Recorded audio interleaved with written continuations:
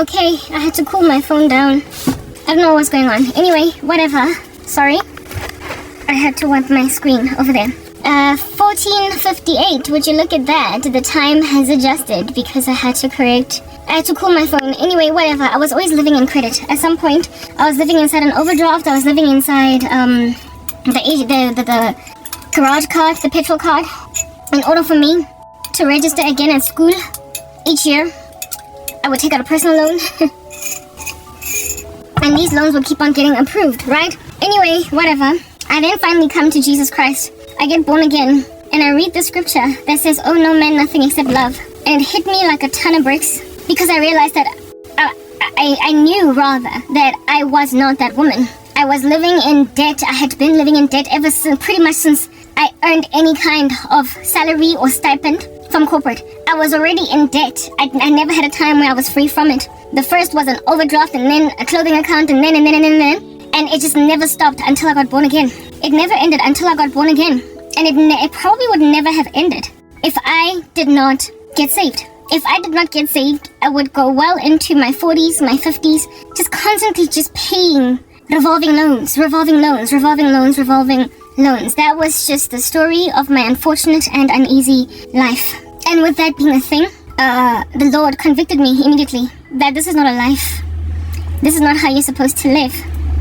So when I got when I was newly saved, I had gotten I got promoted to project manager, and shortly afterwards I got born again. So now my salary had been beefed up quite a bit, and I could, of course, just keep taking out personal loans. I could, of course, seeing as I've got a beefed up salary, get beefed up loans, like start applying for bigger and bigger loans for stuff. I could have immediately just applied for a home loan because I wanted to buy a house at some point, right? Yeah, I could have, while I still had a car outstanding, while I still had the revolving loans, this stuff from long ago, okay? I could, over and above it, add a home loan because of rushing. That's what people in the world do. They're always in a rush to get stuff done. I could have done that, but then I read in the Bible that you must owe no man nothing except love. And at that point, I was like, okay, God gave you a job promotion. What you're gonna do is pay off like lump sum vibes. Every last debt that you have. I went to the banks where it is that it was possible and asked them to basically close the revolving loan component of my account to make it impossible for me to use that money, so that all that happens every month is me paying it back without me being able to use it where it was possible. Others, they told me, you're just gonna have to exercise self-control, girl. You're just gonna have to exercise self-control. We can't close an overdraft while it's still outstanding because that's going to put you in the red. It's going to make it look like you're not paying. But other places, they were happy to humor me along. And indeed, that's what I did. Queen's Park was the first one that I paid off all in one sitting, one fell swoop, 1 month, and it was out of the way. Because it was only 3,000 rands, and yet it took me years to close it. And then there was the overdraft, Yako Bank. And then the personal loans that I had taken out to go back to school to register to pay for my fees. Yeah, I then started to invest, I would drop in 4,000 rands, 5,000 rands per month in Jeffella, just a chunk of money, month on month, to just get rid of this thing. And I paid those personal loans off in about a year. Then the next one was my car. I started to pay double the installments. My vehicle installed was for 6 years. Right, it was my hire purchase agreement with Nedbank was to pay it off over 6 years, and I'd already done 4 years at that stage, so I did not have much left on my vehicle. So when I did pay it off, it only took about maybe 6 months to 7 months to pay it off, seeing as I was making double the installments each and every single month. And just something like a year before I lost everything, I fulfilled the Bible. I had honored the scriptures, where it is written that owe no man nothing except love. I owed nothing. I was clear completely. I did not have a car payment, no overdraft. My fees were paid cash at Wits. Everything was just being done out of pocket by me. Very well. And that was going to be a thing that was maintained. But you see, human beings don't care that other human beings should honor God. The problem here is that people don't want people to honor Jesus. The world is like Cain to Abel. Do you understand? They give God blemished sacrifices, and then they expect They give God blemished sacrifices, and then they expect their victims to, as a result of sabotaging them, to fall into the same whirlwind of crazy that they're in. Sabotage is Cain's first modus operandi, hoping to cause Abel to settle or to do some evil. And when Abel doesn't do evil, but rather continues to strive for God within the space of sabotage, that's when Cain gets really below the belt and literally plots murder. You try to kill people. So what happened with me, I had paid off my debt. I was good now. This car actually is to a point where it's causing my phone to overheat, but we'll talk for however long I'll be allowed to talk. Okay? Yeah, no. I had now paid off everything. And the devil raised up in my mom, raised up in my ecosystem, blah, blah. And even though, like, I was so determined to owe nothing that I moved out of my apartment where I was renting to go back home to live with my mom so that I could use the money that I was paying in rent to contribute to the paying off of my debts. My mom made me pay occupational rent, Kontlunya High. That was pretty much half the rent I was paying in my apartments. She made me pay her 3,000 rands every month to live at her house. Whatever, cool, I did that. But it was still 3,000 rands. My apartment was 7,500 rands rental. It was 6,800 at the time. That was my rental. In that apartment that I used to live in, go honeydew. So I had some pocket change, and I gave my mom occupational rent, whatever. I didn't care, I didn't mind. And I was able to therefore finish paying my debts. So here it is that I was living at peace with my mom. And somewhere along the way, wavugelwa is something. We had a disagreement, a fight of sorts, and she kicked me out of her house. That is just the nature of sabotage, nature of witchcraft, nature of Cain hating Abel. Like Papa, like a person that you need. Like my mom she needed that 3,000 rands a year. And on top of that, my little sister was in boarding school. My mother was suffering from empty nest syndrome. So she needed a child in the house to entertain her. And she also, of course, certainly needed the money. And not only was parting ways with that 3,500 rand, but every so often, I remember she got into some bumper bashing. And had to pay excess, insurance. That was in the thousands. And I gave her that money. Those were the benefits that I was to her. Do you understand? I paid for excess yakoloya high so she could get it back type establishment thing. This woman in a spiritual war that we were in, because it was spiritual. I had seen some dreams, and I'd raised them. I'd seen some activity on the part of her, my sister, like the family at large. And I raised it. And she kicked me out of her house. Wangikosha endlini yakhe when I had zero debt. Do you understand? And upon kosharing me, I had to live out of the bed and breakfast while looking for my own apartment with my car packed with my clothes and everything. She kicked like same day. She was like, get out. I lived in a B&B for like 2 weeks while looking for an apartment. And in order for me to, also, when I moved out of my apartment, the old one, because I was starting from scratch, turning a new leaf, I gave all of my furniture, I gave all of my furniture to my cousin. You know, betrayal, guys. Every last one of my furniture items down to the teaspoon went and betrayed me and pulled the rug from underneath my feet and stole my whole freaking career and degree. Y'all need to understand, when you are nkonkodi picking, you will always try to bring somebody to that gangster level. When you're always running away from the popo, you will literally try to always bring somebody down to that level. You will do it. You will do it.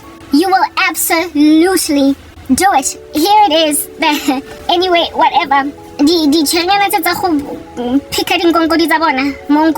Yeah, they betrayed me. This woman that is my mom that I was helping along in so very many ways, one kosha, and caused me, because I had given all my furniture away, so I was out on a limb and I needed an apartment. I needed somewhere to stay. I was living in a B&B. My car, I remember I did not want any of my colleagues to cover me to my vehicle, because then they would see that there's like clothes in my car. I was going to work with nobody knowing what was going on in my life. I was stressed out. During the day, I was out here looking for apartments. I was making calls, all that jazz, so that I could, successfully transition. They were not aware that I was going to work every day from a B&B. Coupled with the fact that I was also made to live, but to my dad, his rental lease had been expired, and I was also accommodating him. And it was just a lot that I was doing all at the same time. A lot. I had to pay for his furniture removal, and then before getting him another apartment, moving him to another place, he had to live somewhere, and he was living with me in these B&Bs. So I was basically paying the bed and breakfast costs of a 2, sometimes even a 3-bedroom, if that's all that was available, apartment, when I could just be paying for just one person, right? That was like what I was going through. I don't even want to ruminate too much on this stuff, and I also want to cut it very long story short, because I don't want to think too much about the details of what I went through in the very beginning of my sorrow, because it's just very triggering. But bottom line is, my salary could only take me so far with all these new developments. My salary could only take me so far, and at that stage, I had been tapped on the shoulder off by FNB to take out private banking. I was sold a private banking deal, right? And when you are in private banking, your overdraft is some crazy amount. When you're in private banking, what personal loans you can take out are crazy. When you are banking privately, you can basically ask for 2 million rand on a salary that is like just a fraction of that. You can just ask for anything, alright? Yeah, I had been graduated over to private banking, and at that stage I was just with my salary, and I was contemplating buying a house. I actually didn't want to buy a house until I got married. I was going to wait until 30 to buy a house. I was going to wait until the age of 30 to buy a house, because I didn't want to own. I didn't want to have the complexities of what we're going to do with where we're going to stay with my husband. The selling of a house, what were we going to do? So yeah, I wanted to wait. Yeah, I wanted to wait to buy a house until 30. So as to make it such that my husband and I would buy a house together. It was our own little thing. Yeah, that decision saved my heart. I can't really say it saved my life, but it saved my heart. Because what would later come to me was so just crazy that I would have faced essentially repossession of a house. I would face repossession of a house. I don't even know what that feels like. What a house being foreclosed on feels like. I've endured a lot of loss, but my losses have been contained in a space where my needs have been maintained, and where my heart has not been too shattered. I've kept my furniture, I've kept my car, I've kept like big things.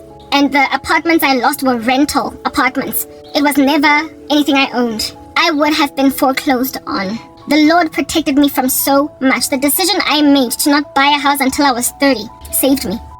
I stopped competing with the world. So because I stopped competing with the world, I didn't care that my peers had this apartment by this age and whatnot. I was competing before, now I didn't care. Now I was trying to honor God. Oh no, man, nothing except love. I intended to have only one debt for the rest of my life. Mortgage. Because I knew that I couldn't afford that cash unless I won the lottery or whatever. I was only prepared to have a mortgage loan. Only. I did not ever want to owe a car. Like my vehicle, after paying it off, I was like, it moves. I'm not going to insist on a BMW and SUV. I used to love the Toyota Sirocco. I was like, why? Why must I put myself in hire purchase again? In the future, should I purchase a new car, I'm going to buy it cash because I'm going to be making all that money. That scripture, I took it so seriously. Oh no, man, nothing except love. That I told myself that I am not ever going to take out loans unless it's absolutely necessary. And the only loan that I was now going to take out going forward would be a mortgage loan. But I was waiting until 30 because I wanted to take it out with my husband. Right? Because then, of course, we're going to be living together for the rest of our days. And then, of course, as life progresses, we were then going to buy property that we could rent out for the sake of investment and all that jazz. But for now, as a single woman with a limited salary, this is what I'm doing. Yeah. And with me having these plans, my mom then kicks me out of home. I get clumped together with my dad before I could place him in an apartment. And before I could set myself up, I was living out of a bed and breakfast. My salary only took me so far. I was newly private banking, and I had now to take out a loan to not only pay the first month's rental, but also a deposit in an apartment that I was going to be living in. I also had to set my dad up with first month's rental and then a deposit, because I was paying for his rent too, where it is that he was staying. So those two places I needed to get done. I had to seasonally put my dad's furniture in storage. I was paying that. I did not have any furniture, because remember, I gave it to my cousin, freaking backstabbing miscreant. Alright? Anyway, and then once moved into my apartment, I was not about to sleep on a mattress on the floor while buying a bed 1 month, and then the next month I'm buying a fridge, and then the next month I'm buying teaspoons, and then one after the other. I needed one-off furniture haul. Given I didn't have any furniture, I needed to start all the way from scratch, like down to the teaspoon, down to the coffee mug, down to the curtain, like everything. I needed to buy from scratch.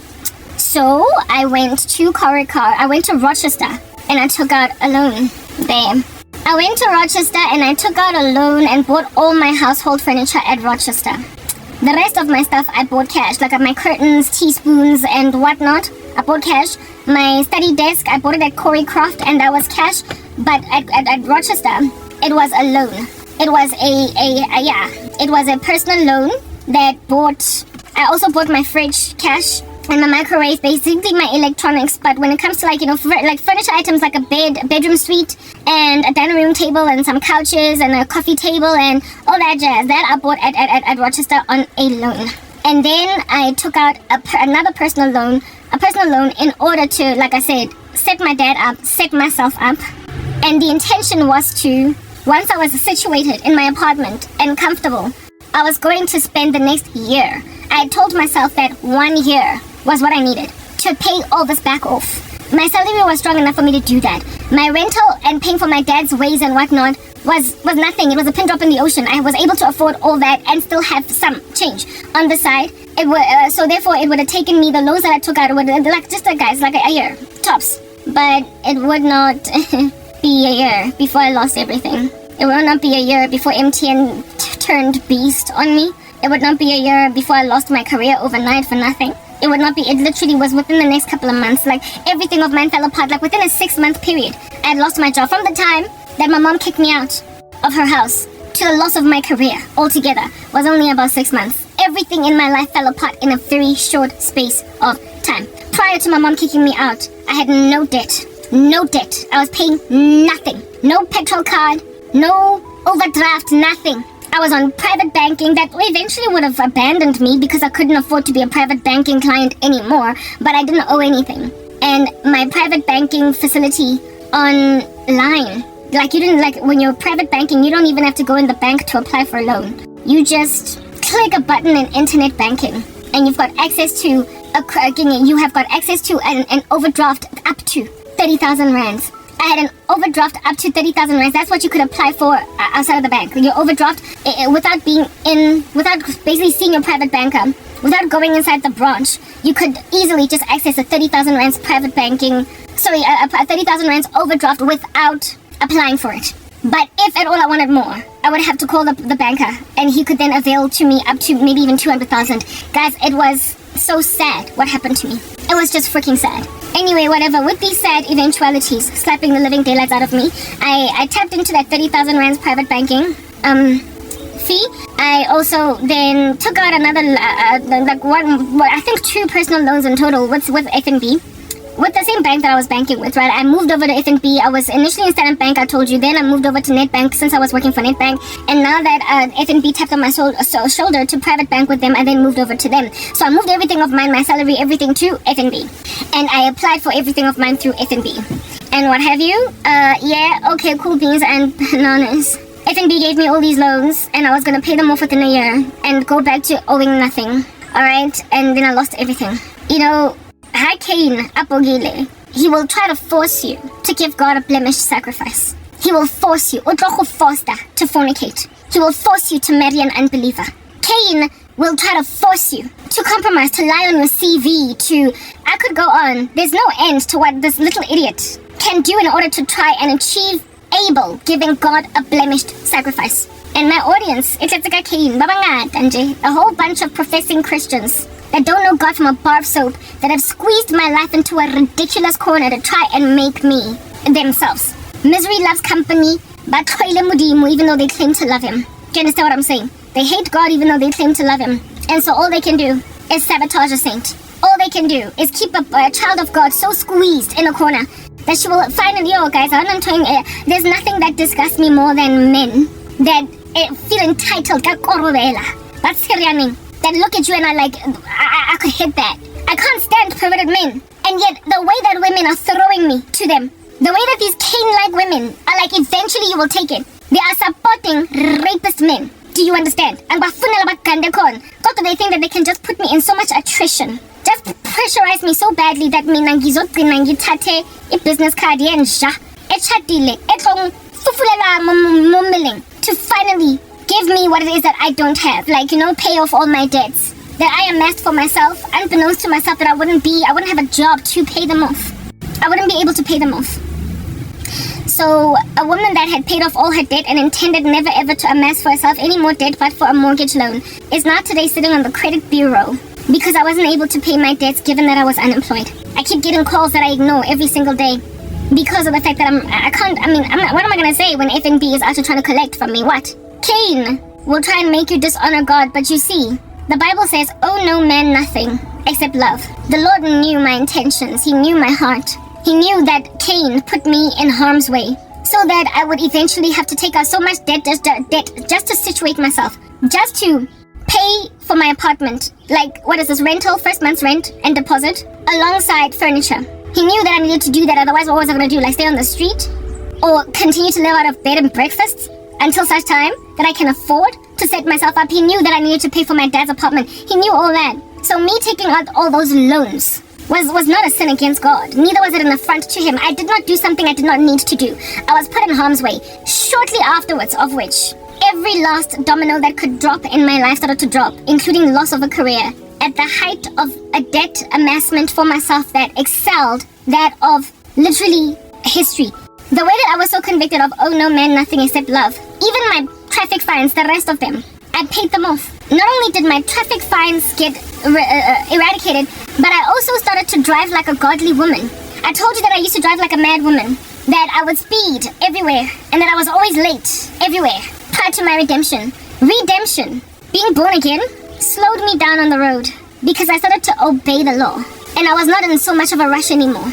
I not only respected my job and my colleagues in that I stopped waltzing into the office at 10 a.m. in the morning, so I was largely on time at work. I started to wake up in a way that I struggled to wake up. I was always just snoozing the alarm. I stopped doing that. I started waking up, showering, and being at work on time, more or less, like at a time that is decent, not a time that looked like I was out here trying to disrespect my boss, like 10 p.m.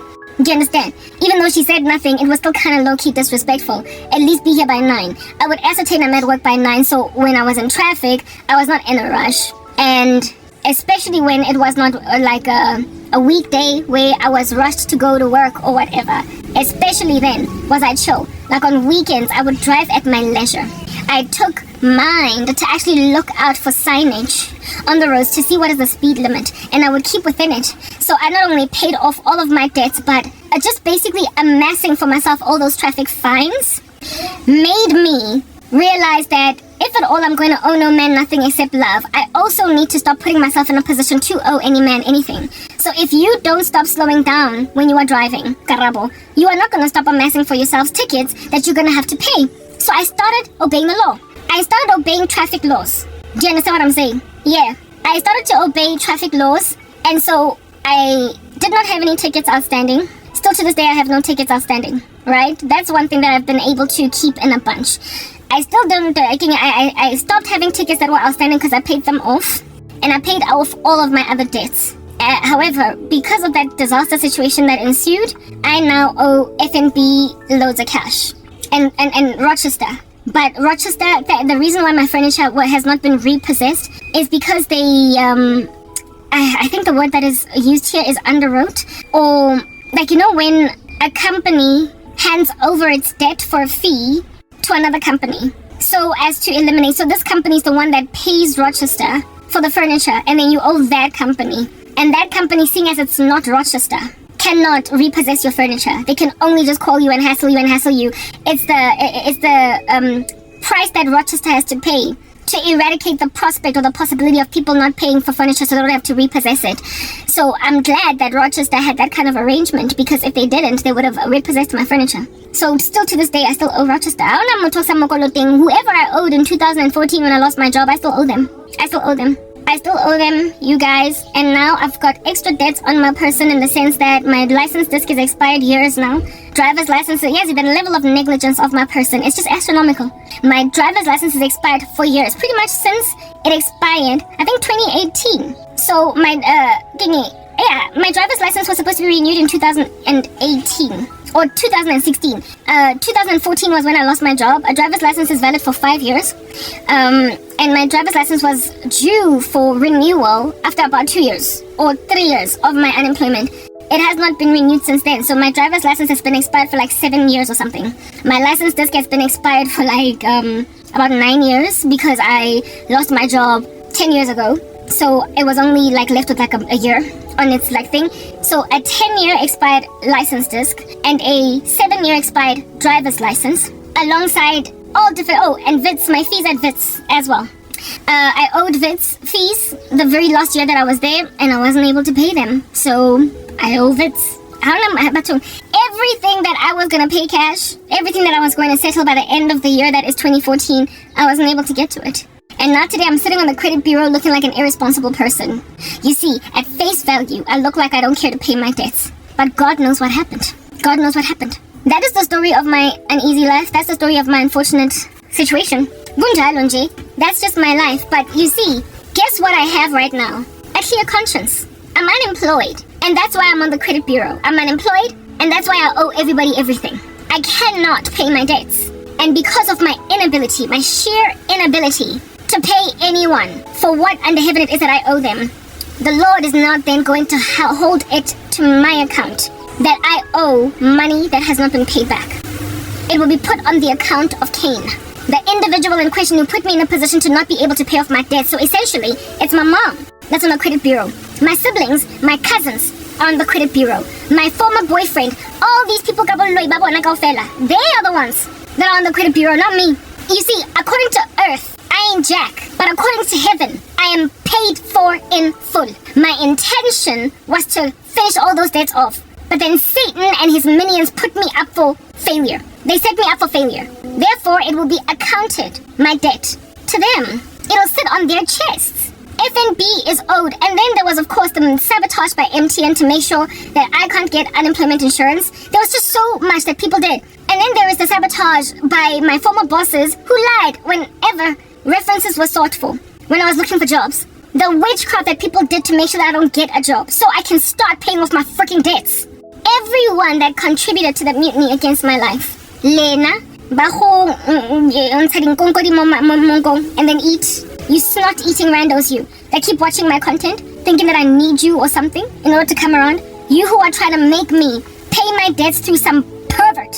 One more side, Lingolas. You owe Rochester for my furniture. You owe the FNB for all the personal loans I took at that time. Everyone that pulled the rug from underneath my feet, by omission or commission, you have to account for the fact that a child of God tried to do what is right, but you stood in the way. You stood in the way. I tried to give God a holy and acceptable sacrifice, and you, as Cain, killed me, so I couldn't. And for 10 years, my blood has been crying out from the ground to God.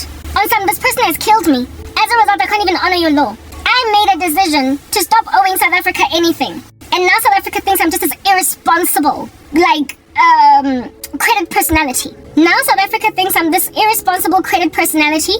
And in so thinking I'm an irresponsible credit personality, not only I'm not trying to take out any debt. I couldn't care for that. But the whole process, I'm trying to get a job, right? One of the biggest reasons why nobody's even looking at me is because these days, recruitment agents will actually be doing a credit check on you before they even so much as call you for an interview. And while the Labor Relations Act has it such that you cannot leave a person out of employment because of a credit check anymore, some recruitment agents don't quite know that. They don't know that it is against the Constitution to withhold employment from a person because of a credit check gone wrong.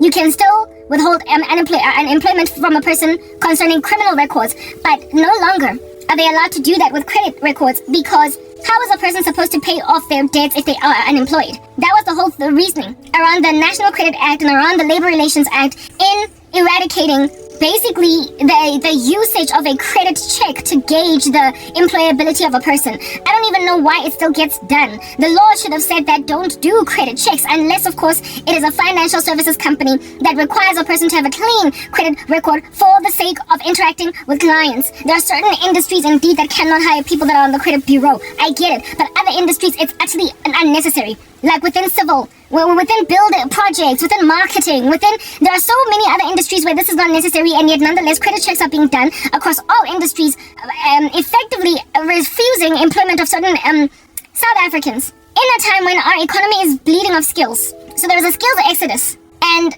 our economy has just endured, just like global economies, COVID-19, that put some people on the credit bureau. making, therefore, viably employable, skilled professionals of South Africa unable to get jobs because of credit checks bouncing. People are not waking up to see that when is a person ever going to pay off anything? If at all, you don't give them a chance to at least start to pay it off. Anyway, whatever. That is something that is sitting on my chest. And so therefore, all these like barriers to entry that have been set up against me, y'all are trying, like these freaks that watch my content, you are trying to make me get to a point of so much disquiet about my sorry life at 40, having nothing, going nowhere, doing nothing, that I will finally accommodate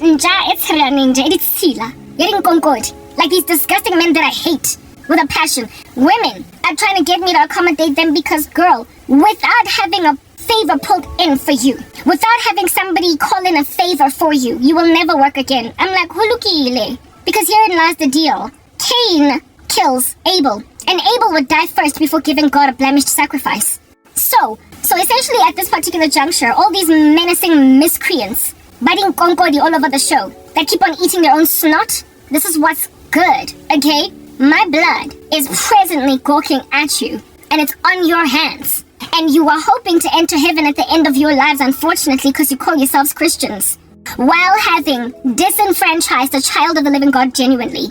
And now you're sitting on my chest hoping that I will capitulate to the filth that you are, the blemished sacrifices that you all have been giving to God. You hope that I will finally start giving God some blemished sacrifice because I was squeezed into a tight enough corner. You hope that I will eventually do what you did to get ahead. Sleep with men to get ahead. Lie on a CV to get ahead. Claim that I finished my degree without finishing it to get ahead. ABC, basically whatever corrupt activity that you did to get ahead. I was trying to honor God as at the date of the loss of everything.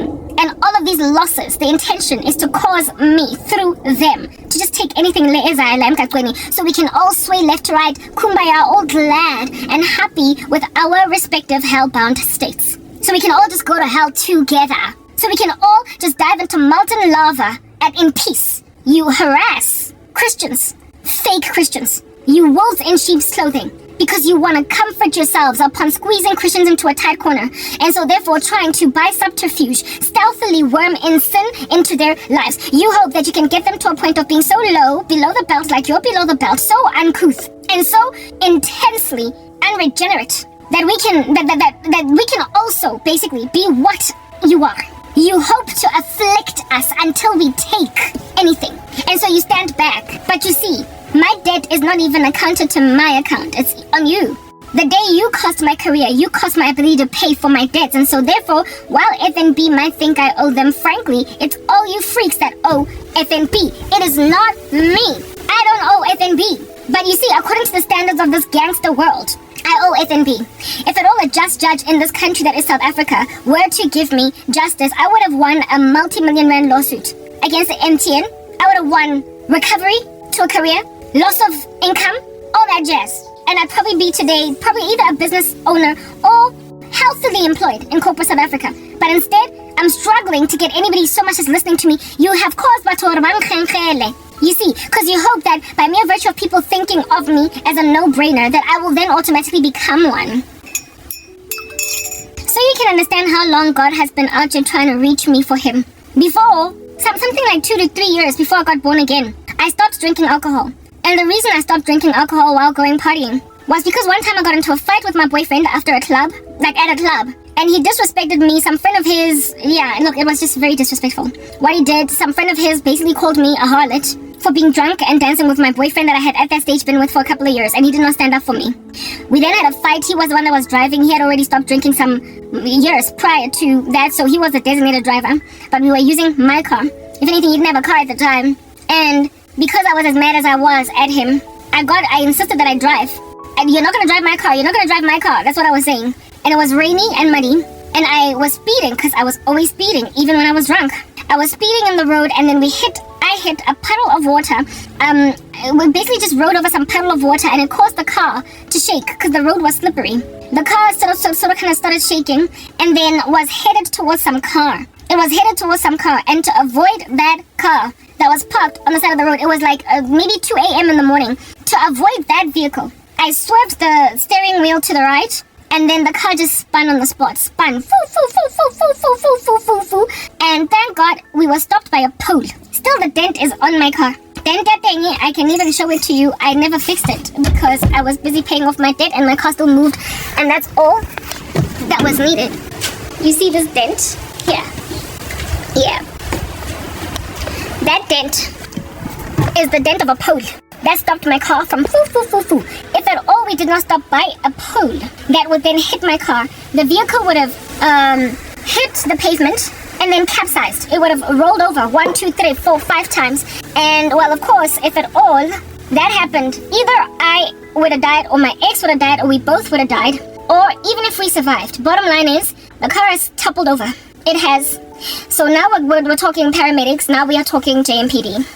I would have gone to prison for drunken driving and for, if my boyfriend died, culpable homicide. If he didn't die, attempted such thing, putting a person in harm's way. Hey, he was sober with a driver's license and yet I was drunk with a driver's license. Somebody there was fit and proper to drive and yet I insisted. Basically, that was the end of my life. My life would have ended right there and then. As we know it, I was going to be in some dungarees in a prison. But the Lord rather, even though I was not yet born again, grace. Do you understand? He stops the vehicle, and to my surprise, it was still moving. My boyfriend was of course mad. Heck, how about this? We fought, whatnot. And then he drove the rest of the way home. No damage to my car other than that dent. Still to this day. Nothing but that dent. And I remember the next day talking about it, and we spoke about how it is that we felt a presence in the car. At the time, we attributed it to both God and ancestors. Well, now today I know that it was just God. Alright. Yeah. After that day, I determined never to drink again, and I just never did. I was never an alcoholic. I was a casual drinker, like on weekends when we were partying or whatever. But just the fact that that happened while I was drinking, I just felt a strong sense of warning from God, even though I was not yet born again, that if I drink again, next time I'm gonna hit a person on the road, or next time I'm basically, whatever it is that comes with being drunk and the irresponsibility of either fast driving or drunken driving, that stuff will get you done some kind of way bad in. Like everybody else of my friends, they kept on drinking and driving. They carried on partying, going to clubs and whatnot, batawe, and drive home, boop, passing out in their cars, in their driveways, and what have you. We all kept doing that, but I stopped drinking. So I was sober all the way up until I got born again. And that was the beginning of the end of a life of crazy. From the time of stopping drinking, all of a sudden, I started getting stopped by all of these police on the road back from clubs. I mean, I stopped drinking and all that jazz, but I never stopped partying. I was still a young person in the world, so I was still doing all that stuff. But the very, it's almost as if though God made sure that I snap out of this crazy lifestyle that I was living before it's too late. Because only once I stopped drinking and I was now responsible in my party life, where I would go partying, boom, boom, doom, doom, dance, but soberly driving back home at 2, 3 a.m. in the morning, type establishment thing. Only then did I start getting stopped by the JMPD.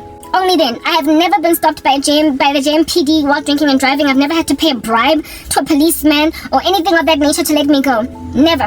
But I had driven home drunk enough in the past for me to essentially have spent quite a handsome amount of time in prison. What I'm trying to explain is that when the Lord is calling you, and when the Lord loves you, when the Lord is out here trying to work on you and your soul, He will give you so many chances even before you are born again to basically be on the right side of the law and discover that He is right in His precepts. He says that, come to me, all of you who labor and are heavily laden, and I will give you rest. Take my yoke upon you and learn from me, for I am gentle and lowly in heart, and you will find rest for your souls. For my yoke is easy and my burden is light. Right? He makes it clear that it might be hard for you to make a choice to be moral, but understand, once you make a choice to be righteous, it's going to be so much easier to live than when you are evil. It's going to be so much easier to live. And I discovered this even before I came to Christ. Like, the principle was basic. When I stopped drinking alcohol, I was no longer drunk on the road, coming back from parties and stuff like that. And it just made my life so much easier. I was no longer ducking the cops. I was no longer, scared in the climate of police activity. No longer. And it was just so reprieving. It was just so relieving. It was just such an ease of a burden on my shoulders that I saw that it's not worth it. The fleeting pleasures of sin are not worth it. Drinking and driving is not worth it. It cannot be so much fun to be drunk that you would risk your future. I was a young professional on the come up, and I had like a whole future to look forward to. Already my future has been devastated, but look here, I've got a mission, I've got a job, okay? I'm trying to make a point, but what I'm trying to get at right now is that, there is no point. There is no point. Like, indeed, the Bible calls sin fleeting. It is the fleeting pleasures of sin, and they last temporarily. They're vapid, and they can ruin your whole life. They can ruin your whole life in just one night. You can drunk and drive, kill a person. You can drunk and drive, get arrested, and so have a criminal record, spend a couple of years in jail for drinking and driving. You can literally destroy all the hard work that your parents put in to raise you by simply going to a nightclub and insisting on driving yourself home because you don't want to pay for an Uber. It is just easier to be better. It's what I'm getting at. But Cain doesn't care. The Bible says, God, when he's rebuking Cain, he says, Cain, sin is crouching at your door and it desires to have you, but you must master it. And then Cain was asked, if you do what is right, will you not be rewarded? Will you not be accepted? Essentially, God is telling Cain, the reason I don't accept you and your stupid sacrifice is because it's unholy. But if you give me a holy sacrifice, you'll be accepted. And also, I noticed that because you are too lazy to give me a holy and acceptable sacrifice, now sin is crouching at your door and it desires to have you. You gotta master it. But you see, Cain has no interest in mastering sin. He is content with continually giving God blemished sacrifices. And so because he doesn't want to let go of his sin, he then takes it out on his brother Abel, kills him, and then claims he's not his brother's keeper. He takes it out on Abel and kills him because it is just so much easier for human beings to capitulate to the sin nature, to the slave nature. The human heart is deceitful above all things and desperately wicked. Who can know it? Our most righteous works are like filthy rags. We are born dead in trespasses and sins, and in sins did our parents conceive us. We can do nothing right, no, not one of us, for all of us have sinned and fallen short of the glory of God. It's easier to capitulate in that which is self-destructive. We get it. But if you resist the devil, that he might flee from you, you discover the ease, rather, of being righteous. You stop being scared of authority. My first taste of that kind of freedom was before I was born again, when I stopped drinking alcohol, and now I was coming back from the club sober. And every time the police stopped me, I was glad to hazard, pull over, and I've never even taken a breathalyzer, because oftentimes they would open the window. Now, I've taken it once, because that's what they were giving to people who were, that was what was the purpose of that particular roadblock. So they were giving everybody breathalyzers as a formality, but a lot of times when I was stopped by the JMPD at that time of the morning, they would let me go by simply opening my window, by simply rolling down my window for them to talk to me. They would be able to pick up that the car does not smell of alcohol, and so they would just let me go. I've only taken a breathalyzer once, and even when I took that breathalyzer, for me it was like a curious experience. It was a curious experience. I was like, oh, I've never done this before. Let's see, how does it work? And they're out there unwrapping this thing, blow into it, and then they're like, okay, very well, drive safely, ma'am. Bye-bye. It was just so nice to always know that I'm gonna get home from a roadblock, to know that I'm not gonna end up in a holding cell, that I'm not gonna get arrested. It was always really nice to know that all the risk of ending up with a criminal record has been eradicated once and for all from my life. Because no more am I ever going to drive home drunk. It was hard to see that until it became easy to experience it. So long story short, it's hard to fathom a life without witchcraft. An enabling of your person along to get everything that you need with this magic wand. You have signed a deal with the devil, and so therefore you've gotten your whole entire career using sorcery. All of your job promotions, sorcery. The woman you're married to, Korobela. The friend that you are competing with, sabotage witchcraft. When you have gotten yourselves used to getting everything shiga, the first decision to basically stop drinking alcohol is hard. I remember the next weekend, after that weekend when I hit my car on the side, where I nearly killed me and my boyfriend. Yeah, my cousin and her boyfriend rocked up with like the 6-pack 37. And my boyfriend at the time he had already stopped drinking because he had his own situation where he was now staggering about like a drunkard, slurring his speech. Alcohol was really just ruining him, because he was using it to cope with the death of his brother. So he had already stopped drinking for about a year at that stage, because he had seen, if I don't stop, I'm done for. But I was still drinking, because I did not have the issues and the challenges that he had. Caught up with him 1 year later. So the two of us are not drinking. But my cousins, basically our friends, were still drinking. And they walked up, got a 6-pack, and it's a couple. It's a savannah. And I was tempted. My cousin was like, here's a cold one. And I was like, no. I was tempted right that Saturday. In my apartment, that's where we were hanging out. And I was like, no. Something just came over me. And I was like, no, I'm stopping. All it took was for me to reject the temptation once. And the next weekends thereafter, it was so much easier. It's like coming off some kind of a substance. Like with cigarettes, for instance, I used to smoke cigarettes, right? The hardest part is to not smoke for a day. The hardest part is to drop the cigarette for a day. If you're used to smoking 6 cigarettes a day, if you can get through the entire day without dragging on a cigarette, day 2 is so much easier. Day 3 is so much easier. Day 4, 5, and so on and so forth. I would imagine it's similar also with drug use. People take for granted the seriousness of being sober for 2 days or a day. They don't know that a junkie struggles to not take a fix after several hours have progressed. Like, you know, they've got a roster of taking these things. And when they don't take them, they feel like there's something missing. But all you need to break that off from you, to actually start being on a journey to recovery, is to just have 1 day sober. 1 day of drugs, 1 day of cigarettes, 1 day of alcohol. In the case of alcohol, I wasn't drinking every day. But I certainly did drink pretty much every weekend, right? So it was about not drinking for one particular weekend. And after that one weekend, where my cousin brought Savannah's with her boyfriend, the rest was just easy peasy, eggs and measy. It was easy to this day. The last time I drank alcohol was on the night when I nearly killed my boyfriend and I. And ever since then, I have not touched a single ounce of alcohol. Not a drop has ever gone down my uneasy throat. So granted that it took just one weekend, and in the case of drugs, it would take just 1 day to be off the stuff. Case of cigarettes, 1 day. Case of whatever. Yeah, one basically cycle of usage. All it would require is for you as a witch to go for a job interview and just wait to get called back or something, or lack thereof. All it would take is to go through one woman as a man that you would have a crush on and organically pursue her. My battery is now sitting on 5%. Organically pursue her.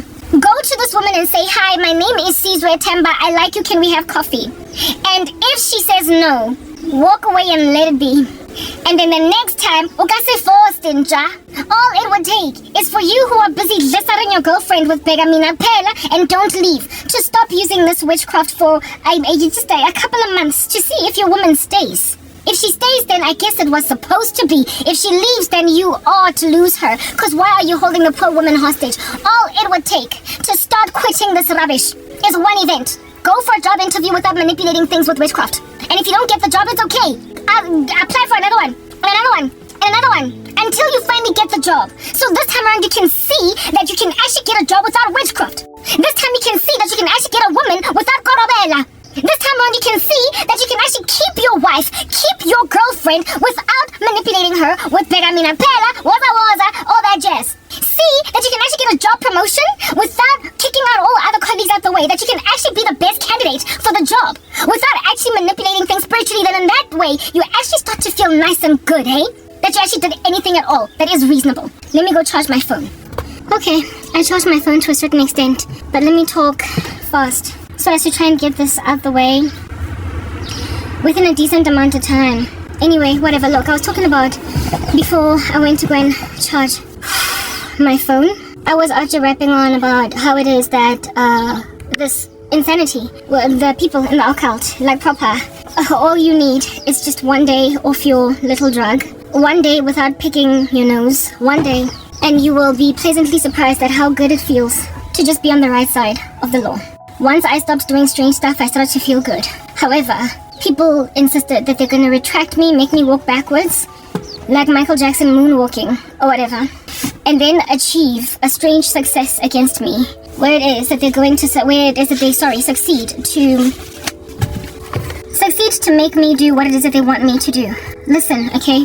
I am wanted by some of the most horrific, ugly men that I find disgusting in a most violent capacity. And there are women helping them.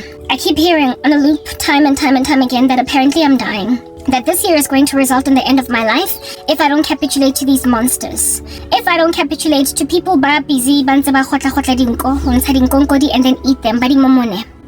I am told that I'm going to die if I don't capitulate. But that's just the thing, right? When you are a little gang terrorizing a community, it's only a matter of time, if at all there are enough people that are afflicted by you, before you are neutralized altogether. Either by prison or death. But something is going to eventually give. All these threats on my life, listen, this is what I'm actually being lambasted concerning. I've walked away from darkness, but people are still in it, however claiming to be Christians. They mix God with ancestors, mix God, with witchcraft, mix God, with fornication, mix God, with abomamlambo. You get my point. You just mix God with stuff, right? And you hope that a holy God, basically the authority in question here, is not going to ultimately hook up a roadblock and you're going to be caught in the center of it. Anybody that is an alcoholic, a raving one, or a junkie, anybody that basically just runs their life on a loop for 10 years, for 20 years, just drinking and drinking and drinking and driving and driving and driving. At some point, you're going to hit a kid coming back from school and you're going to be culpable for culpable homicide. You're going to be found wanting for culpable homicide. Or you're going to end up getting into a head-on collision where the people in the other car are going to pass away and you're going to be the only one to basically live to face the music. Or you're going to get into